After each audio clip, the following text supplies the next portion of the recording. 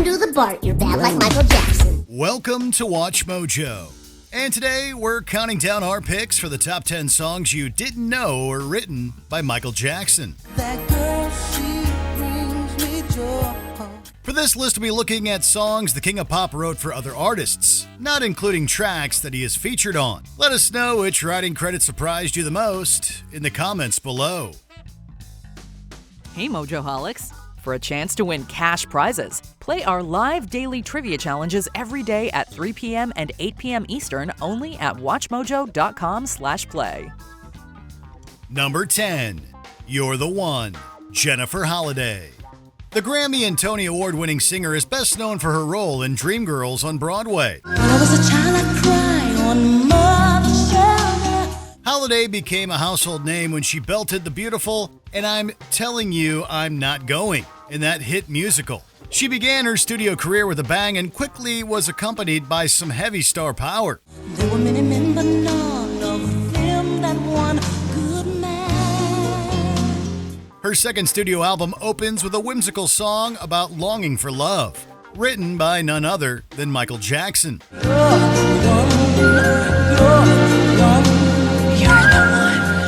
the one for me. The song and the album were not massive successes, though it's pretty tough to compete with the everlasting impact of her debut single, which has only ever been rivaled by the powerful pipes of Jennifer Hudson. Number 9. Joy, Blackstreet. Can't forget the day this legendary R&B group debuted. Known for their 90s hits such as No Diggity, Blackstreet staked their claim to fame with the self-titled album release in 1994. The platinum record includes the ballad Joy, written by Michael and originally intended to be featured on his Dangerous album. According to Levi Little, Michael's version was sped up and more upbeat than the song we know today. With the help of the group's founder and producer, Teddy Riley, Blackstreet flipped the single as their own.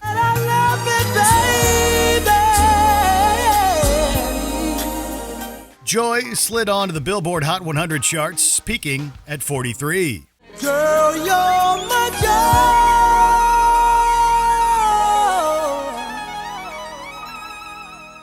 Number 8. All Right Now, Ralph Tresvant.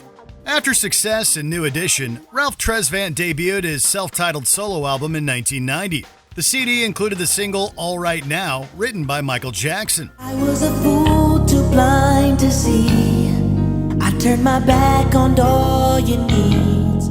Not only can you hear Jackson's influence stylistically, many often compare the two singers' vocals. Jackson inspired Tresvant way before his solo career, as the group allegedly chose their name to signify a new edition of the Jackson 5. 'Cause it's all right now. Yes, it's all right now. The album went double platinum, but Tresvant's solo career was not as well received as projects from other former band members Bobby Brown and Belle Biv DeVoe.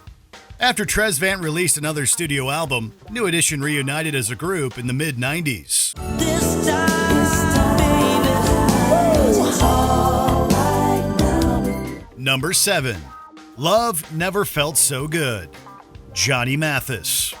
We know what you're thinking, but isn't this actually a Michael Jackson song? Yes and no. Love never felt so good.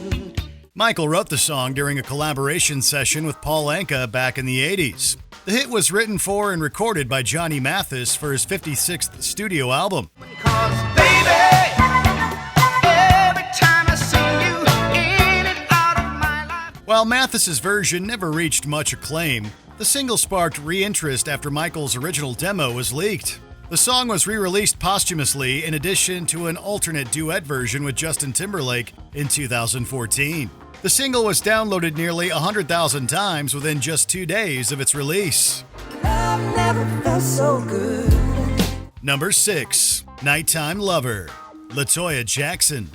Talent most certainly runs in the family. LaToya, the middle child of the Jackson clan, released her eponymous debut solo album to kick off the 80s. Touch me, you touched me, and I never Thanks to her brother's pen, Nighttime Lover was released as the second single for the album. Save my soul tonight.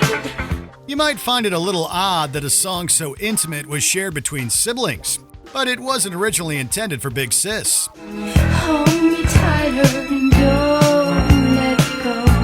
I feel what you feel. It's strong, it's real, I'm burning. Michael actually wrote the song, then titled Fire is the Feeling, for the queen of disco herself, Donna Summer. Despite a funky beat and Michael's backing vocals, the song was ultimately outperformed by her premiere single, If You Feel the Funk. If you feel the funk, shake your mind. Number 5. This Had to Be. The Brothers Johnson. Cue the synth. The Brothers Johnson dominated the disco and R&B charts in the early 80s under the guidance of legendary music producer Quincy Jones.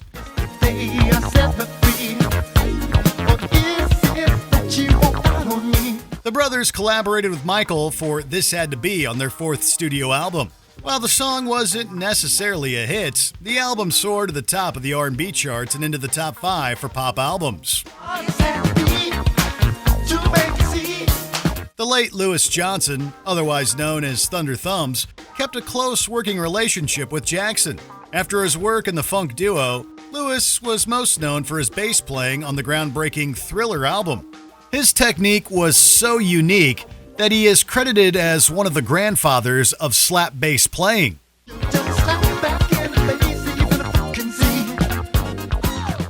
Number 4. What's Your Game? Mdlt Willis. This one-hit wonder comes from Joe Jackson's short-lived label, Ivory Tower International Records, Inc.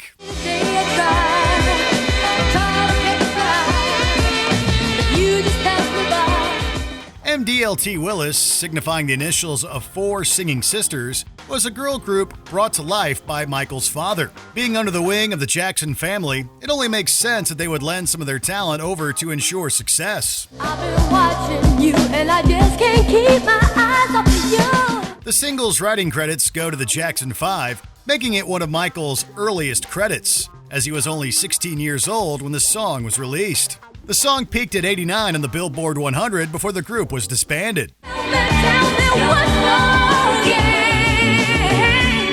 The label produced one other single, How Can I Be Sure, for the youngest Jackson brother, Randy. How can I be sure it's me that you love? Number 3.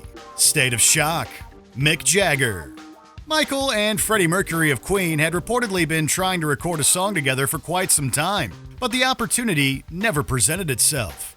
The two powerhouses had allegedly recorded 3 songs together. There Must Be More to Life Than This was posthumously released in 2014, while Victory remains unavailable to the public.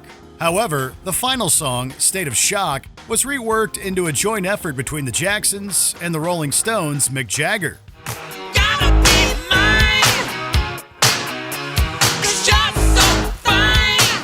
The collaborators struck gold as the 1984 hit soared to the top of the charts around the world. Like Jackson, Jagger solidified his place in music and pop culture with his signature sound and presence. Even with his selectivity towards collaborating, the two legends shocked the world with an unforgettable single. Look at that. Look at me. Look at me. Look at me. Number 2. Do the Bart Man. The Simpsons Cast. From nominations to animation, the King of Pop did it all. Michael was reportedly a big fan of The Simpsons. Yo, hey, what's happening, dude? I'm a guy with a rep for being rude. He wrote this song, which follows Bart Simpson in yet another act of rebellion. This time, he's shaking up a stale school concert. Now that you got it, if you think you can, do it to the music, that's the Bart Man. Apparently, he petitioned to write for the show, and even ended up writing another song, Happy Birthday Lisa, for an episode focused on an MJ impersonator. However, Michael only provided the speaking role for the impersonator, while another actor sang due to contractual obligations. Do the Bart Man was such a success, it was even nominated at the 1991 MTV VMAs for Best Special Effects in a Video.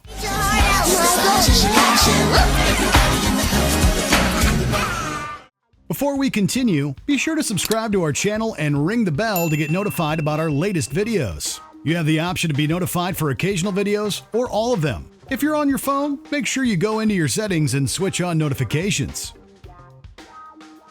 Number 1. Eatin Alive, Diana Ross.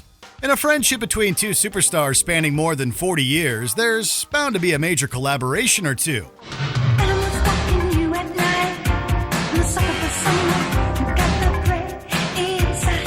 The Supreme singer helped catapult the Jacksons into stardom, marketing their debut as Diana Ross Presents the Jackson 5 in the late 60s. The pair worked together several times on songs like Ross's hit Muscles and even performed together on stage. Jackson co-wrote and provided co-vocals on Eatin Alive for Ross's 16th studio album.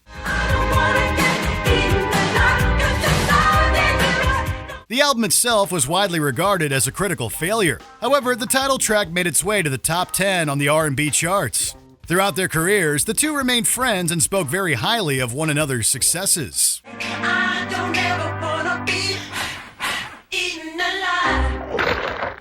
Did you enjoy this video? Check out these other clips from WatchMojo and be sure to subscribe and ring the bell to be notified about our latest videos.